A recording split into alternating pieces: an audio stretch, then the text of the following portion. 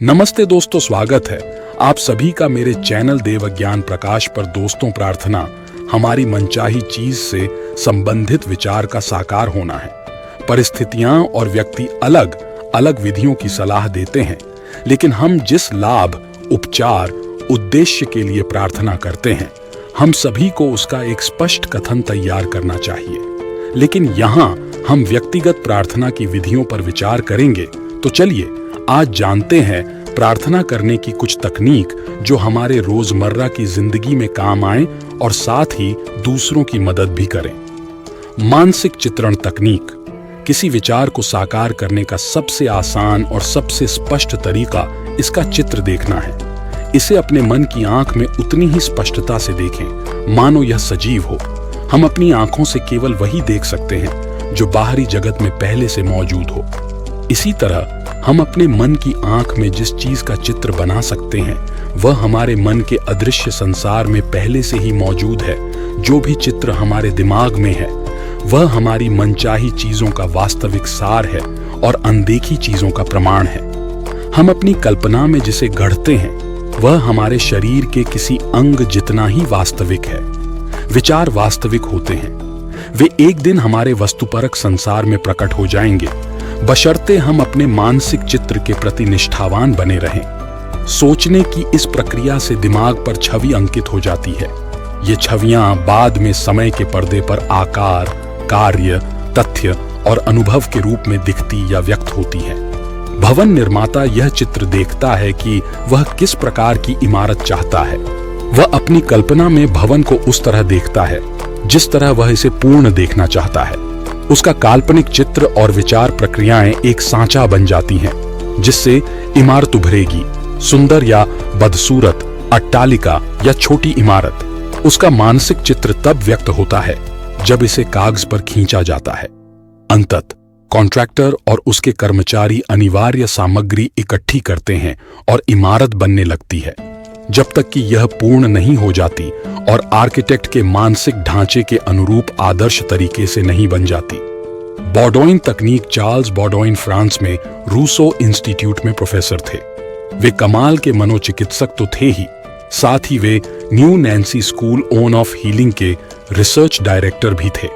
उन्होंने 1910 में यह सिखाया था कि अवचेतन मन पर छाप छोड़ने का सबसे अच्छा तरीका उन्नींदी या नींद से मिलती जुलती अवस्था में दाखिल होना है, जिसमें सारा प्रयास घटकर न्यूनतम हो जाता है। फिर एक शांत, निष्क्रिय, ग्रहणशील तरीके से ध्यान के जरिए अवचेतन तक विचार पहुंचाएं। आगे उनका फॉर्मूला बताया जा रहा है अवचेतन मन में बीज बोने का। एक बहुत सरल तरीका यह है कि उस विचार को घनीभूत कर लें जो सुझाव का लक्ष्य है। फिर इसे एक संक्षिप्त वाक्यांश में कहें जो स्मृति पर तुरंत अंकित हो सके। इसके बाद इसे किसी लोरी की तरह बार बार दोहराएं। बाइंडोइन ने इस तथ्य पर जोर दिया कि जब हम नींद से मिलती जुलती अवस्था, जागृत और निद्रा की अवस्था के बीच की अवस्था में दाखिल होते हैं तो प्रयास घटकर न्यूनतम हो जाता है और हम अपना ध्यान आराम से तथा बिना किसी दबाव के अपनी भलाई पर केंद्रित कर सकते हैं। हम उन्नींदा महसूस करके इस अवस्था को प्रेरित करते हैं। लोगों पर हुए असंख्य प्रयोगों ने यह दर्शाया है कि जिस भी विचार, सुझाव या मानसिक चित्र को चेतन मन सच मानता है, अवचेतन मन उसे स्वीकार कर लेगा और यह हर सुझाव को सबसे छोटे विवरण तक साकार करके परिणाम देगा। अवचेतन मन पूरी तरह से चेतन या वस्तुपरक मन के नियंत्रण में होता है। चेतन मन इस पर जो भी छाप छोड़ता है, यह पूरी निष्ठा के साथ उसके अंतिम परिणाम को प्रकट या साकार कर देता है। नींद की तकनीक नींद भरी उन्नींदी अवस्था में दाखिल होने से प्रयास घटकर न्यूनतम हो जाता है। चेतन मन जब उन्नींदी अवस्था में होता है तो काफी हद तक डूबा रहता है। इसका कारण यह है कि अवचेतन के प्रक्षेपण की सर्वोच्च मात्रा नींद के ठीक पहले या जागने के ठीक बाद होती है। इस अवस्था में नकारात्मक विचार खुद को पेश नहीं करते हैं, जिनमें इच्छा को नकारने और अवचेतन की स्वीकृति को रोकने की प्रवृत्ति होती है। एक आरामदेह मुद्रा में पहुंचें, अपना शरीर ढीला छोड़ दें और स्थिर हो जाएं। उन्नींदी अवस्था में आ जाएं। इस अवस्था में धीरे धीरे किसी लोरी की तरह बार बार कहें, मैं इस आदत से पूरी तरह आजाद हूं।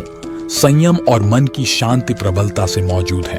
पहले कहे गए कथन को धीरे धीरे, शांति से और प्रेम से 5-10 मिनट तक सुबह और रात को दोहराएं। जब हम पहले कहे गए कथन को बार बार दोहराते हैं तो हर बार इसका भावनात्मक महत्व ज्यादा बढ़ जाता है। जब लालसा जागे तो पहले दिया फॉर्मूला खुद के सामने जोर से दोहराएं। इस तरह आप अवचेतन को यह विचार स्वीकार करने के लिए प्रेरित करते हैं और इसके बाद उपचार हो जाता है। आपको धन्यवाद तकनीक यह सलाह दी गई है कि हम अपने आग्रह ईश्वर को प्रशंसा और धन्यवाद के साथ बताएं। प्रार्थना की इस सरल विधि से असाधारण परिणाम मिलते हैं। कृतज्ञ हृदय हमेशा सृष्टि की सृजनात्मक शक्तियों के करीब होता है। क्रिया और प्रतिक्रिया का जो ब्रह्मांडीय नियम है, यह उस पर आधारित आपसी संबंध के नियम के जरिए हम तक असंख्य वरदान पहुंचाता है। एक पिता अपने बेटे को स्नातक होने पर कार दिलाने का वादा करता है। लड़के को अब तक कार नहीं मिली है, लेकिन वह बहुत कृतज्ञ और खुश है। वह इतना खुश है मानो उसे कार सचमुच मिल गई हो। वह जानता है कि पिताजी वादा पूरा करेंगे। उसका मन कृतज्ञता और खुशी से भरा है। हालांकि वस्तुपरक दृष्टि से देखा जाए तो उसे अब तक कार नहीं मिली है। बहरहाल उसने अपने मन में खुशी और कृतज्ञता के साथ इसे स्वीकार कर लिया है। कई बार आपने किसी स्टोर में जाकर किसी कोट या हैट का ऑन ऑर्डर दिया होगा। हालांकि उनके पास उस वक्त आपकी मनचाही चीज नहीं थी, लेकिन आपने पूरी स्पष्टता से बता दिया कि आप क्या चाहते हैं और आपने उसके लिए भुगतान कर दिया और क्लर्क ने कहा कि वे लोग इसे भेज देंगे। आपने क्लर्क या मालिक को धन्यवाद दिया और कोट या हैट के बिना ही चले आए। आपको निकट भविष्य में वह सामान मिलने का पूरा विश्वास था, क्योंकि आपको उस व्यवसाय को चलाने वाले व्यक्ति की ईमानदारी और सत्यनिष्ठा पर भरोसा था। अब सोचें, हमें असीमित और सृजनात्मक नियम पर कितना ज्यादा भरोसा करना चाहिए, जो कभी नहीं बदलता है और पूरी निष्ठा के साथ हमारे विश्वास पर प्रतिक्रिया करता है। तो दोस्तों, आशा रखता हूं कि आज की वीडियो के माध्यम से आप सब लोगों को प्रार्थना की महत्व के बारे में जानकारी प्राप्त हुए हैं। वीडियो अच्छा लगे तो वीडियो को लाइक, शेयर, कमेंट और चैनल को सब्सक्राइब जरूर कीजिए। दोस्तों, धन्यवाद।